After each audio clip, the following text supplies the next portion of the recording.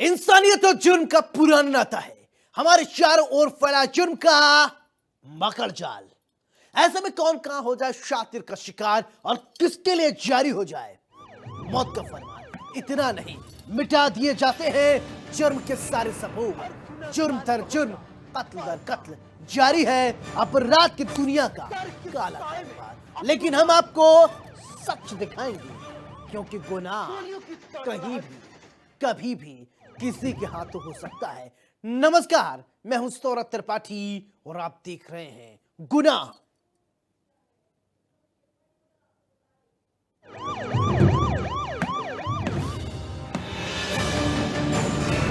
हर गुनहगार को होगा पर्दा फाश। डर के साए में अपराधी, गोलियों की तड़तड़ाहट, डर और दहशत।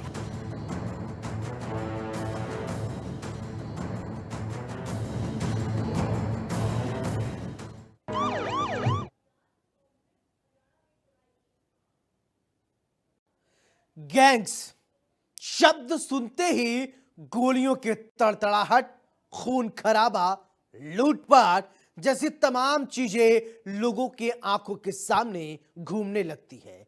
लोग डर जाते हैं, सहम जाते हैं।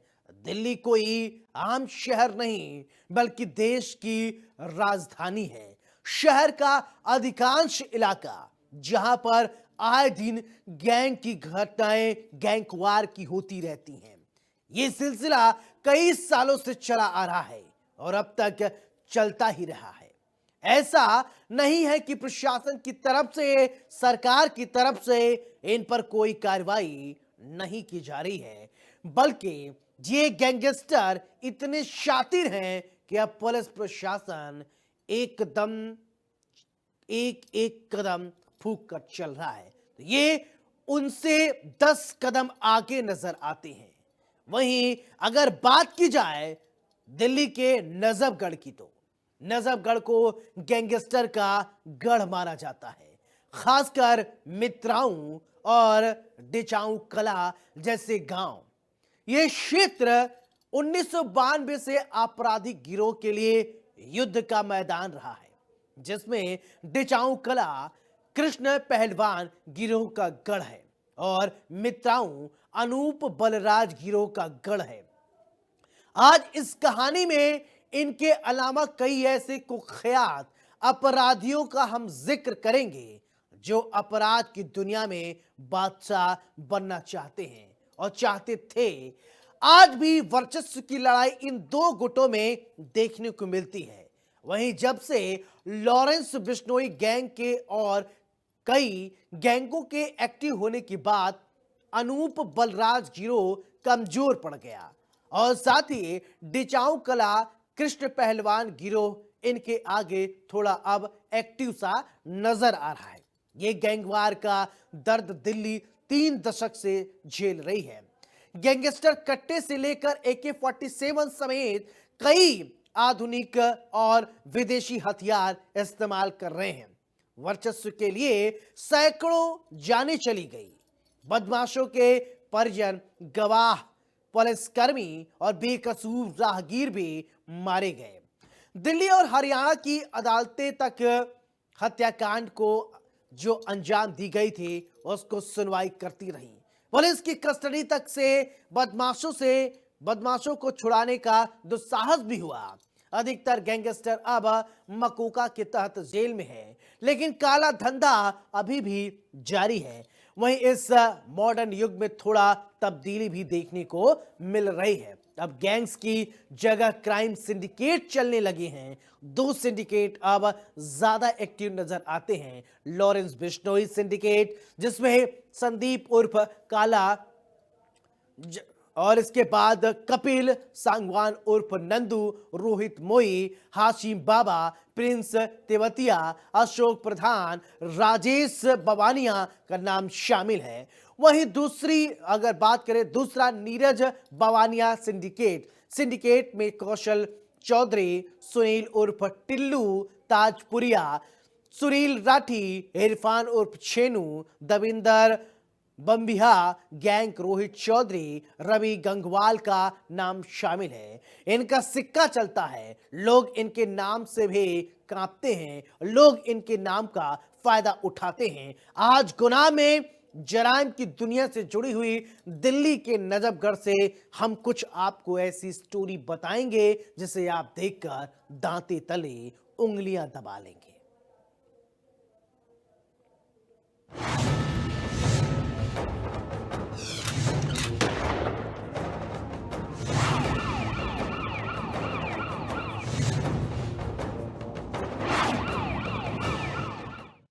दिल्ली दिल्ली देश की राजधानी होने के बावजूद खतरों से भरी हुई। शहर के अधिकांश इलाकों में खून खराबा आए दिन होता ही रहता है। दिल्ली में 95 से ज्यादा खतरनाक गैंग है। एक रिपोर्ट के मुताबिक केंद्र सरकार ने सुप्रीम कोर्ट को बताया ये गैंग वसूली, लड़ाई झगड़े और हत्या जैसे काम करते हैं। दिल्ली जैसे शहर के लिए ये आंकड़ा बहुत डरावना है। पुराने गैंग जैसे किशन पहलवान और अनूप बलराज गैंग अब कमजोर पड़ गए हैं। उनकी जगह बिश्नोई और सांगवान जैसे नए गैंग आ गए हैं। ये गैंग दूसरे देशों में बैठकर ही अपराध का धंधा चलाते हैं। पुलिस और एक गैंग अक्सर आपस में टकराते रहते हैं। दिल्ली में इतने सारे गैंग कैसे एक्टिव? पुलिस के जानकारों का कहना है कि दिल्ली की बनावट हरियाणा और यूपी जैसे राज्यों से नजदीकी और झुग्गी झोपड़ियों में रहने वाले लोगों की वजह से ऐसी है। एक रिटायर्ड पुलिस अफसर ने कहा कि दिल्ली के गैंग गरीब लोगों का फायदा उठाते हैं, उनसे वसूली करते हैं, डराते हैं, धमकाते हैं। गैंग कब किसके साथ मिल जाए और कब अलग हो जाए ये कहना मुश्किल है। इससे हालात और भी बिगड़ जाते हैं। कॉलेज के झगड़ों से बन गए कई गैंग। शुरुआत में कई गैंग सिर्फ अपने निजी झगड़ों या कॉलेज के चुनाव में जीतने के लिए बने थे, लेकिन धीरे धीरे बात बढ़ गई। दोनों तरफ के लोग हिंसा करने लगे और फिर अपराध की दुनिया में उतर आए। उन्हें अपने गैंग को चलाने के लिए पैसे की जरूरत थी। लॉरेंस बिश्नोई गैंग 554 केस, 71 सदस्य। Jitendra Gogi gang 553 case, 153 members. काला जेठाड़ी गैंग, इन पर 344 केस दर्ज, सदस्य 55। हाशिम बाबा गैंग 402 केस, 53 सदस्य। टिल्लू गैंग 129 केस, 50 सदस्य। कपिल सांगवान गैंग 254 केस, 39 सदस्य। रोहित गोदारा गैंग 96 केस, 26 सदस्य। अब बारी कुछ खतरनाक गैंग की जिनके बारे में शायद ही आप जानते हो। बढ़ावर gang, Neeraj Faridpuria gang, Irfan Chhenu gang, Nasir Pahalwan gang और ठक ठक गैंग, विकास लंगरपुरिया गैंग। बीते 20 साल बन गए नए गैंग। इतना ही नहीं, राजधानी दिल्ली में बीते 20 सालों में बहुत कुछ बदल गया। पुराने गैंगों के साथ कुछ नए गैंग भी सक्रिय हो गए, जिनमें कुछ के नाम सामने आए। किशन पहलवान गैंग, अनूप बलराज गैंग का नाम सबसे पहले सामने आए। हालांकि अब ये कमजोर हो चुके हैं। दिल्ली देश की राजधानी होने के बावजूद खतरों से भरी हुई है। शहर के ज्यादातर इलाकों में खून खराबे की घटनाएं आम मानी जाती हैं। दिल्ली में तकरीबन 95 से ज्यादा खतरनाक गैंग है। ये गैंग वसूली, लड़ाई झगड़े और हत्या जैसी घटनाओं को अंजाम देते हैं। दिल्ली जैसे शहर के लिए ये आंकड़े बेहद ही डराने वाले, चौंकाने वाले हैं। पुराने गैंग की अगर बात, जैसे किशन पहलवान और अनूप बलराज जैसे गैंग अब कमजोर पड़ चुके हैं, उनकी जगह अब बिश्नोई और सांगवान जैसे नए गैंग आ गए हैं। ये गैंग दूसरे देशों में बैठकर ही अपराध को अंजाम देते हैं। पुलिस और गैंग में अक्सर टकराव होते रहते हैं। पुलिस जानकारों की माने तो दिल्ली की बनावट हरियाणा और यूपी जैसे राज्यों में नज़दीकी और झुग्गी झोपड़ी में रहने वाले लोगों की वजह से ऐसा है। जानकार बताते हैं कि दिल्ली के गैंग गरीब लोगों का फायदा उठाते हैं, उसमें वसूली करते हैं और डराते धमकाते हैं। और गैंग कब किसके साथ हो जाए और कब अलग हो जाए ये कहना बेहद ही मुश्किल होता है। कभी कभी ऐसे हालात हो जाते हैं कि बहुत ही बिगड़ जाते हैं। शुरुआत में कई ऐसे गैंग जिन्होंने सिर्फ अपने आपसी झगड़ों के या कॉलेज के चुनाव को जीतने के लिए बनाए गए थे, लेकिन धीरे धीरे वो इतना बढ़ गए कि दोनों तरफ से कि लोग कब हिंसा करने लगे और कब अपराध की दुनिया में चले गए। और जहां उन्होंने अपने गैंग चलाने के लिए पैसों की जरूरत के लिए अपराध का रास्ता अपनाना शुरू कर दिया है। आपको बता दें, कई ऐसे गैंग दिल्ली में लगातार बीते कई सालों में सक्रिय रहे। कई ऐसे गैंग थे जो पुराने हो गए और कई गैंग ऐसे थे जिन्होंने नया रूप ले लिया। कई गैंग की अगर बात करें तो उसमें गोगी और टिल्लू तौजपुरिया गैंग के बीच सालों से गैंगवार हुआ। ये गैंग वसूली का काम करते थे। इनकी दुश्मनी की शुरुआत पुरानी है, जो कि एक चुनाव के दौरान शुरू हुई थी। हालांकि आपको बता दें कि लगातार कई सारी घटनाएं हैं वो सामने आती रही हैं और इन घटनाओं को लेकर पुलिस ने कई सक्रियता की और कई बार इन बदमाशों से यानी गैंग से पुलिस का आमना सामना हुआ। पुलिस ने इन्हें रोकने के लिए कई बार कई कदम उठाए। कई गैंगों को पुलिस ने धराशाही किया और कई गैंग ऐसे थे जो पुलिस के लिए लगातार चुनौती बनते रहे। पुलिस ने उन्हें रोकने के लिए कई बार एक्शन किया, कई बार रणनीति बनाई और कई बार पुलिस का सामना ऐसे गैंग के लोगों से हुआ और कई बार पुलिस ने ऐसे गैंग को रोकने के लिए वो सब किया जो पुलिस को जरूरी लगा। जानकारी के मुताबिक गोगी और टिल्लू ताजपुरिया गैंग के बीच सालों तक गैंगवार हुई। ये गैंग वसूली का काम करते थे। इनकी दुश्मनी स्वामी श्रद्धानंद कॉलेज के एक चुनाव से शुरू हुई थी। गोगी कॉलेज का छात्र था, उसे टिल्लू और उसके साथियों का कॉलेज के चुनाव में दखल देना पसंद नहीं था। उन्होंने गोली के एक दोस्त को पीटा भी था। इसी बात से दोनों गैंग के बीच दुश्मनी शुरू हुई और इस दुश्मनी में दोनों गैंग के लीडर मारे गए। कुख्यात गैंगस्टर लॉरेंस बिश्नोई ने भी स्टूडेंट ऑर्गेनाइजेशन के झगड़े को पकड़कर अपराध की दुनिया में कदम रखा। कैसे बने बड़े गैंग? दिल्ली के कई गैंगस्टर पहले छोटे मोटे अपराध करते थे, फिर जेल जाने के बाद उन्होंने गैंग बनाना शुरू कर दिया। वे शानदार जीवन जीना चाहते थे, इसीलिए अपराध में आगे बढ़ते गए। काला जेठानी को 2004 में मोबाइल छीनने के आरोप में पहली बार गिरफ्तार किया गया था। जेल जाने के बाद उसने अपना गैंग बना लिया। दिल्ली के गैंग कैसे मशहूर होते हैं, ये भी एक दिलचस्प बात है। सूत्रों के मुताबिक दिल्ली के ज्यादातर गैंगस्टर अपने गैंग का नाम अपने नाम पर रखना चाहते हैं, लेकिन पुलिस भी कई बार 3 से 4 लोगों के छोटे ग्रुप को भी गैंग का नाम देती है। इससे वे पुलिस की नजरों में आ जाते हैं और उनका नाम बन जाता है। इतने सारे गिरोह क्यों? दिल्ली पुलिस के मुताबिक दिल्ली का अंडरवर्ल्ड 95 कुख्यात गिरोह का घर है। ये गिरोह शहर के कई हिस्सों में अवैध गतिविधियों और जमीनी युद्धों में लिप्त रहते हैं। गिरोह शहरी गरीबों का फायदा उठाते हैं, जबरन वसूली और शोषण करते हैं। कई गैंगस्टर तो किशोरावस्था से ही अपराध में लिप्त हैं। कई गैंग तो ऐसे भी हैं जिन्होंने व्यक्तिगत स्कोर या कॉलेज विवादों को निपटाने के लिए शुरुआत की, लेकिन अंततः पूर्ण अपराध में उतर गए। हर गैंग का अपना दबदबा, हर गैंग की अपनी पहचान है और अपना दबदबा। कुछ बड़े गैंग पूरे दिल्ली में वसूली करते हैं। वे बिजनेसमैन, सट्टेबाजों, प्रॉपर्टी डीलरों और बिल्डरों को अपना निशाना बनाते हैं। छोटे गैंग लूटपाट और जमीन पर कब्जा करने जैसे काम करते हैं। बदवार गैंग जैसे कई गिरोह दिल्ली और आसपास के राज्यों में शराब की तस्करी करते हैं और बेचते हैं। ठग ठग गैंग को पुलिस ने नाम दिया था। ये लोग कार की खिड़कियों पर दस्तक देते थे और फिर मौका देखकर चोरी को अंजाम देते थे। बड़े गैंग में 50 से 150 सदस्य होते हैं। हर सदस्य पर औसतन 6 से 7 केस दर्ज होते हैं। छोटे गैंग में 5 से 30 सदस्य होते हैं। इन गैंग के पास दिल्ली में सबसे अच्छे हथियार होते हैं। इनके पास जिग्ना, टॉरंस और स्टार जैसी विदेशी पिस्तौल की कॉपी होती है।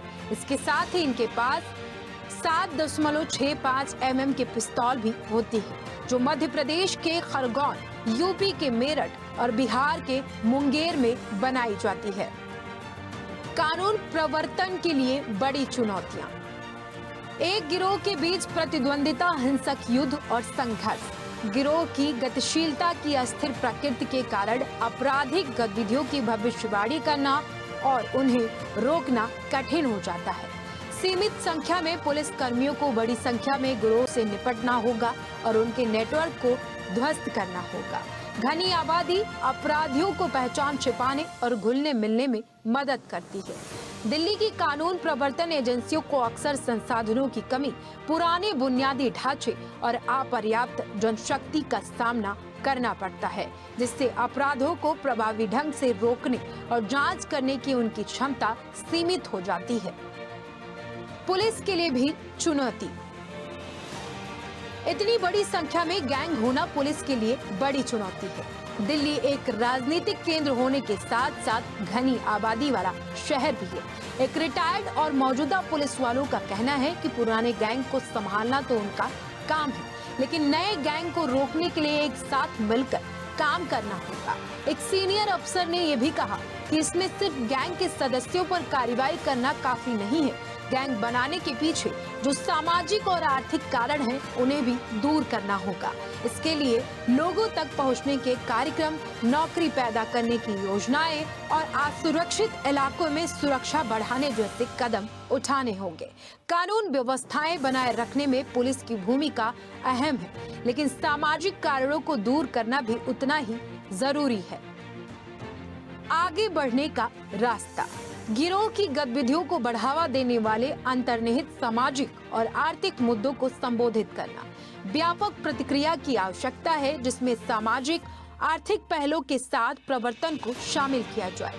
सामुदायिक आउटरीच कार्यक्रम, सुरक्षा उपाय बढ़ाए गए।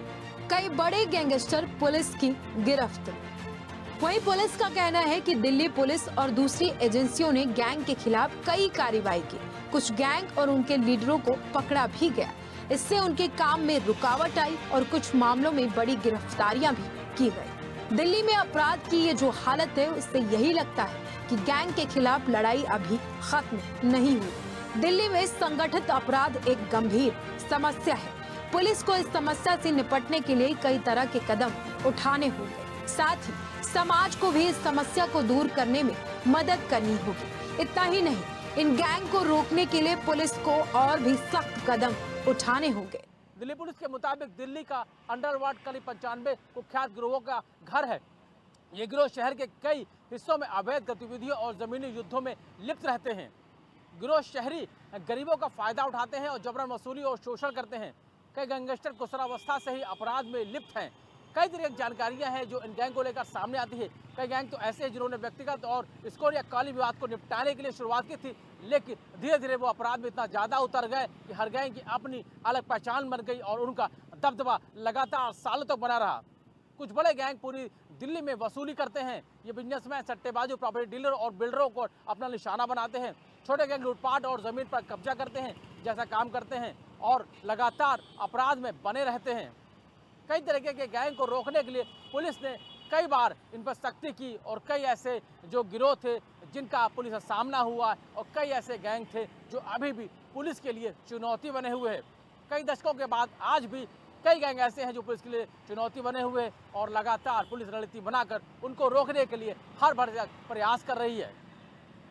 जिस तरीके से लगातार वारदातें हुई हैं, उन वारदातों को रोकने के लिए पुलिस ने कई बार रणनीति बनाई और कई बार ऐसे गैंग के लोगों को पुलिस ने निशाना भी बनाया। लेकिन कई बार पुलिस का आमना सामना हुआ ऐसे गैंग से और लगातार अगर दिल्ली की बात करें तो कई गिरोह ऐसे हैं जो अभी भी पुलिस के लिए चुनौती बने हुए और पुलिस लगातार उनको निपटाने के लिए, यानी कि उनको रोकने के लिए पुलिस अपनी रणनीति के साथ ही उस पर काम कर रही है। और लगातार इन गैंग को किस तरीके से उनको रोकना है, इसके लिए पुलिस क्या ज़रूरी कदम उठा रही है, इसके लिए क्या कुछ ज़रूरी कदम उठाने की ज़रूरत है, इसके लिए पुलिस अपनी अलग रणनीति बनाकर उन्हें रोकने के लिए हर संभव प्रयास करने में जुटी है ताकि दिल्ली को अपराध मुक्त करने का जो सपना है पुलिस का वो पूरा हो सके। Ravi Kumar, India News, Delhi. हमारा मकसद आपको डराना नहीं है, आपको बताना है समाज में किस तरीके से जराइम की काली कहानी बुनी जा रही है। कल फिर मिलेंगे कुछ और काली कहानियों के साथ। तब तक दीजिए अपने दोस्त सौरभ त्रिपाठी को इजाजत। लेकिन चलते चलते दोस्तों एक गुजारिश, सावधान रहें, सुरक्षित रहें, अपना अपने परिवार का बहुत ख्याल रखें। नमस्कार।